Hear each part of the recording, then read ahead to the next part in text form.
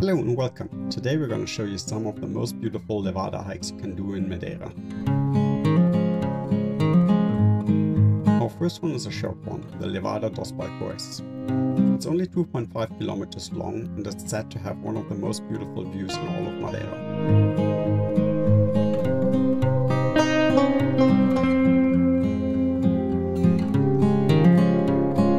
The path is very short and takes you roughly about an hour to get to the viewpoint and back.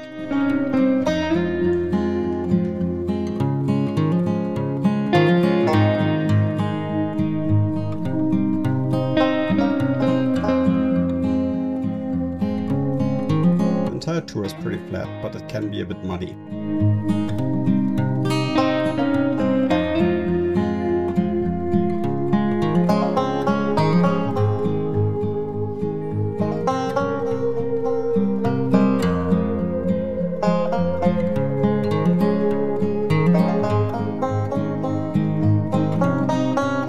After about 25 minutes, the path gets narrow. This signals that you're almost there.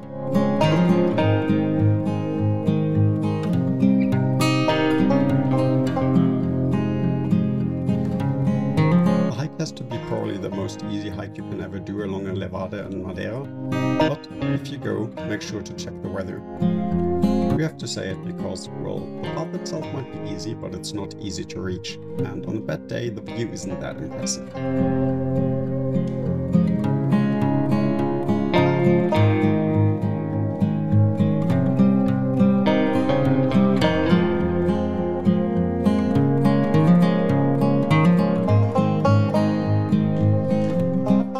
There's quite a few birds also living here at the viewpoint that you can feed, so if you want to, bring some seeds.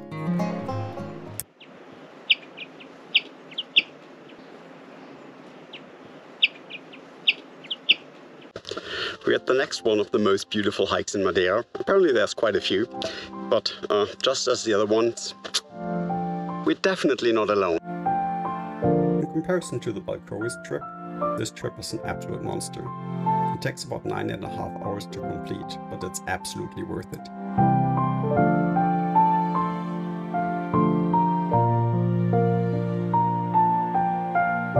This is a very beautiful trip, but don't ever go if you suffer from claustrophobia or vertigo. It's a weird combination, but you will see later why.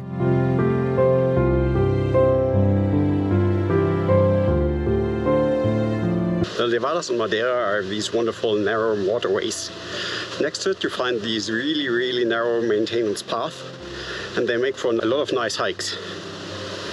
However, if someone is coming onto you, passing is not going to be easy. So this is Levada 101. Sometimes you'll find just enough space on the other side of the path. In this case, just step across. If that's not possible, sometimes you will find enough space to just put a foot over. Leaning over to the side will give the other person enough room to pass as well. The final trick, if none of the others work, is to just lean over and press against the wall. This will also allow another person to pass. The most important technique, however, it's a very simple one. Just open your eyes and make sure that if someone's coming onto you, you don't even step onto the narrow part. The state of some of the fencing makes clear why you shouldn't really use that to stabilize yourself. The narrow surface path should make clear why we only recommend this if you don't suffer from vertigo. Next to these paths, however, this Levada also features a series of tunnels that really don't work if you suffer from claustrophobia. Also make sure to either bring a good torch or that at least your cell phone is fully charged.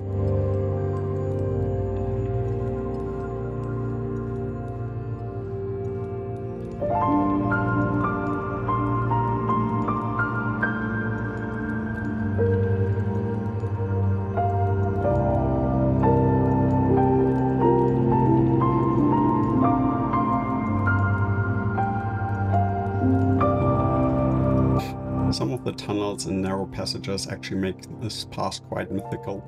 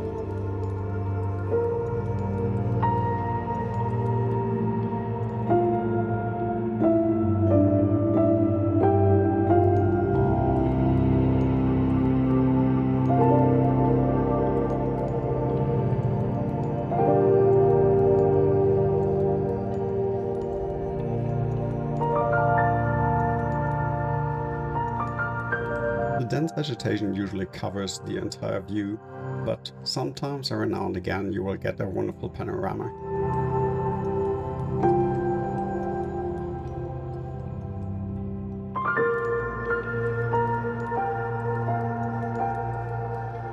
After many of these narrow passages and quite some tunnels, we can finally reach Caldeirao Verde, or the Green Cauldron.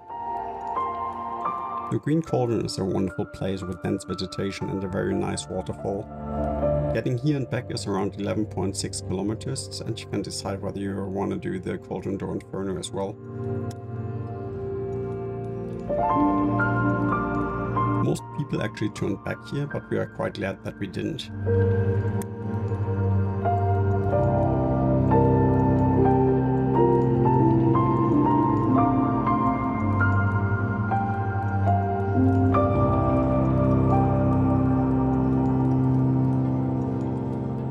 The Caldeirao Inferno, or Hell's Cauldron, adds another 6 kilometers to your trail. However, since most people actually turn around at the Caldeirao Verde, it's a lot less crowded and we could enjoy it a lot more.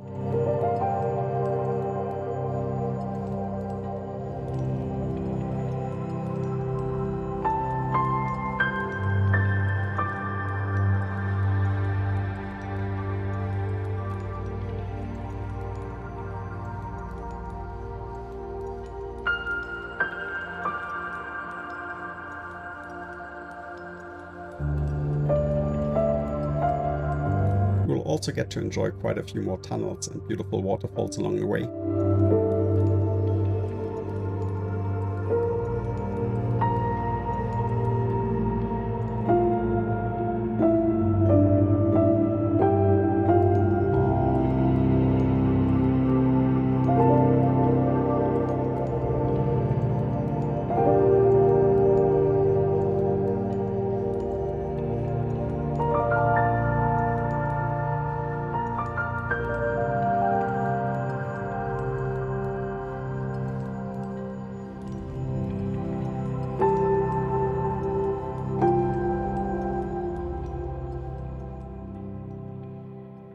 Welcome to hell. Not entirely sure why this place is called Hell's Cauldron. It's actually quite beautiful out here. Probably because of the thousands of steps you have to take to get up here.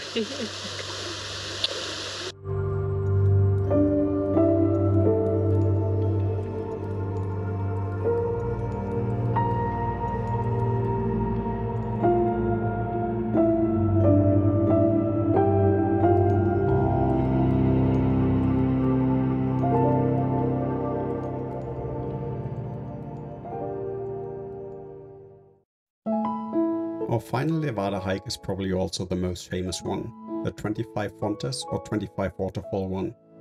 Given its famous status, we can't stress enough that you should be here early. We arrived just after sunrise. And this is how it looked when we returned.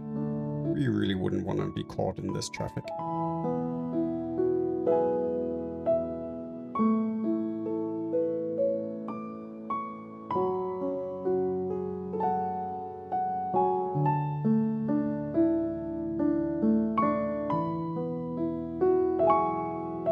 The initial part isn't that spectacular and leads along the road. For completeness sake, there is actually a shuttle service that can bring you from the parking lot down to the actual starting point of the hike.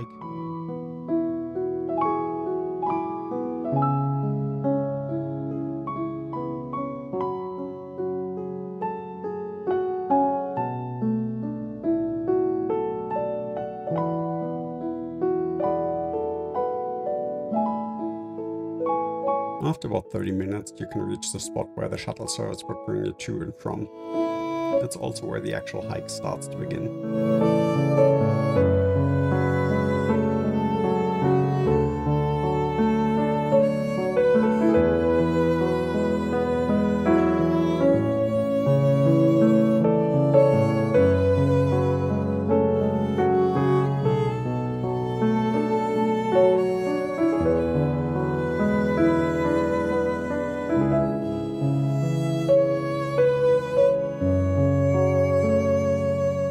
Most of the path of the 25 Ponte Levada is actually not as bad as the Caldeirao Verde one, but you will find some narrow segments later on.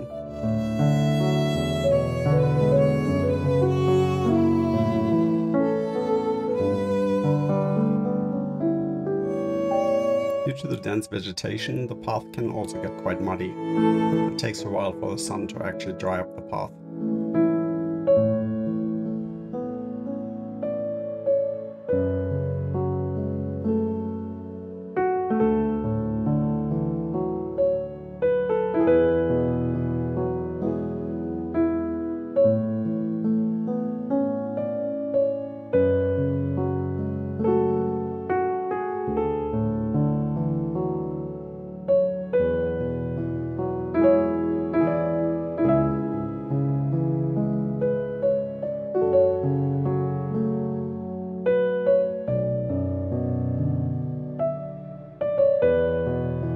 After a while of walking downhill, this bridge marks the lowest point along the track. From here on, it's not too far walking up to the 25 Pontes waterfall.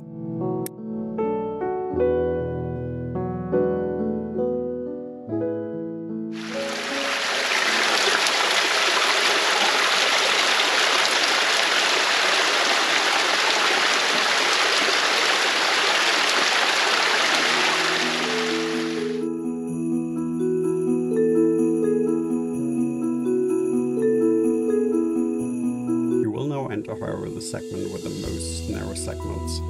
This is laid out as a one-way path most of the way, and you will have to take a detour to get back.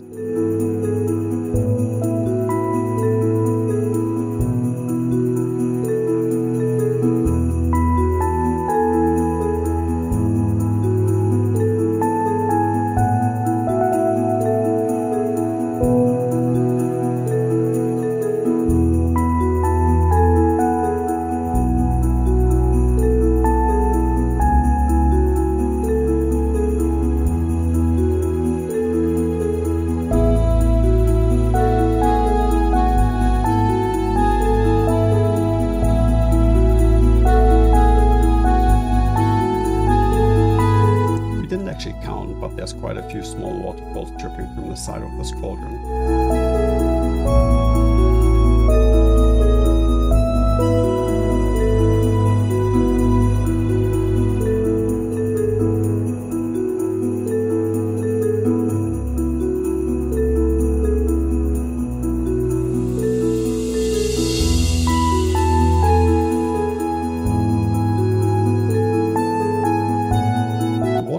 Down here over multiple steps, and you can actually visit 2 more of them.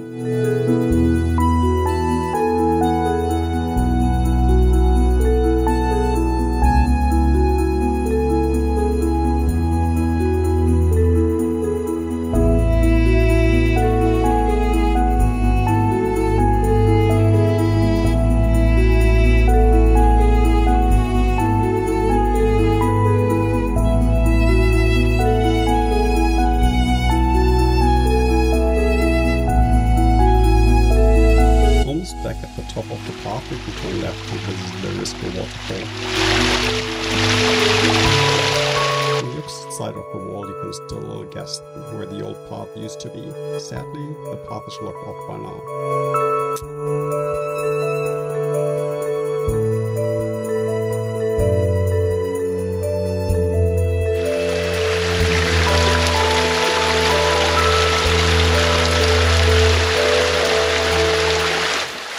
Sadly what happened to the other path, but it must have been a spectacular sight pathing through under the waterfall on the opposite side of the canyon.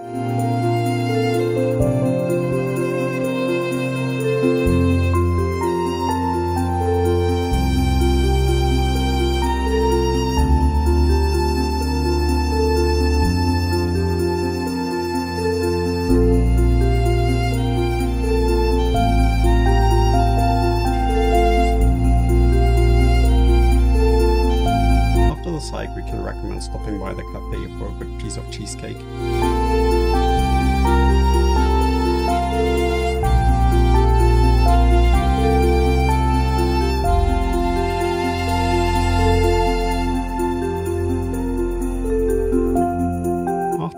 feeling you can now make your way to the topmost step of the waterfall.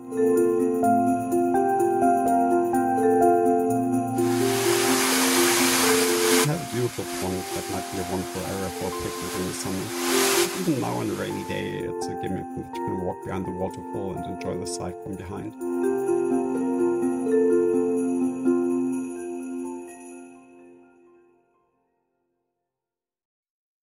Thank you so much for joining us on these hikes. Which is your favorite one? Let us know in the comments. Also, if you liked it, consider subscribing for future content. Again, thank you, and until next time.